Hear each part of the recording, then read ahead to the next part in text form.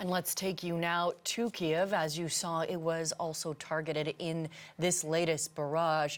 Christina Katrakis is an ambassador for the Foundation for United Nations Sustainable Development Goals.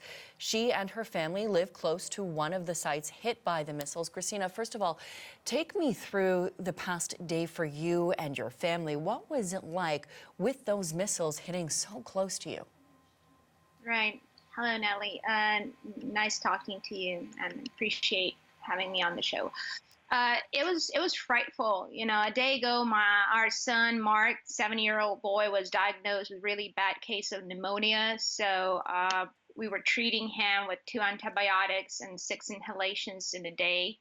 And then this morning, you know, he got up screaming, "Mama, they're bombing us." And, you know, he was just like lying in bed like that, scared, you know, and I took him down to the room that we use as a shelter on the ground floor in our house. And our house is located right in the center of the city. So, you know, we heard the shelling firsthand, and it was really loud, like everything was trembling. The glass was trembling in the windows. Basically, we were 2 kilometers from the hit area. So not far from us is the train station and the shopping center. And then a little further up is the place of the university. So everything was really nearby, and every shot that came down was really, you know, heard firsthand here, as if it was in the parking lot right in front of our house. So that's the kind of sound. So we came into the shelter, and then the electricity went down, which is really frustrating and difficult, because child really scared, and we needed to do inhalation. So we actually had to go into the car and use the energy from the car to do the inhalations for him and give the antibiotics and so on. So it was a very frightening morning since 8:30 when we were awakened by those kind of things. And Christina, take me through that moment. Your son is sick. You're trying to get the inhalations to work. You're holding him, and you're hearing these missiles come down around you. What was going through your mind at that moment? Well, you know, I was actually thinking how blessed we are, because, you know, this didn't happen to Kyiv since very long time. And people who are living in Mykolaiv, in Kharkiv, are going through this every day.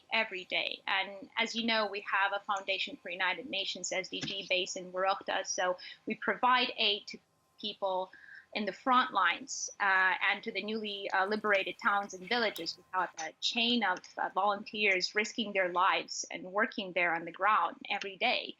And we heard about these stories on a daily basis, but it was really close to home. It hit right there next to your house, and you feel blessed. I know it's Thanksgiving in Canada, so I would say we were not scared. I was more scared for my son, and, you know, it was such a relief to have my husband next to us. He's a crisis coordinator for the Foundation for United Nations, and having him help and provide and take care of everything, that was a blessing that one can only thank for and pray for.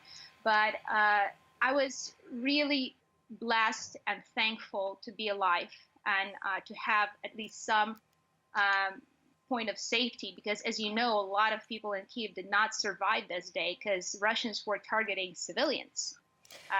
No missile actually hit any military point, as, you know, Putin states. And my only plea, my thoughts were, when will it be enough for the world to wake up and act? You know, not just sit there and watch people die. I'm an American. So is my son, but we conscientiously stayed here to help people, because that's what human beings should do. I mean, we should stand for something that is right, you know, for democracy, for the light, for the fight against the evil. And what will it take for the world to actually close the sky over Ukraine and actually act, not just watch people die? That was what was going on in my head. And as we head, you know, into the evening, because it's night already where you are, what are your concerns as that sun sets and evening sets in once again? Well, Mark, our son, is asking me, he fell asleep because there were no light for a very long time and the light just came up. So you guys are lucky that we're able to give this interview. I don't know if we're going to have light for much longer. So it's challenging because there's, no heating, no way to cook without light. I mean, many things, are very difficult, and having a very sick child, that actually makes it even more difficult. He woke up and said, "Mama, is the war over?" And I said, "No, Mark, the war is not over, but the bombing is over for now, but it may start again." He said, "Well, we will hide again, right?" And I said, "Yeah, we will hide again." I said, "As long as we stay together, you, Daddy, and I, everything will be okay." So, I mean, kids, when the light came up, Mark was so happy. So, kids here are happy with things that other kids take for granted, like chocolate, like light, like water.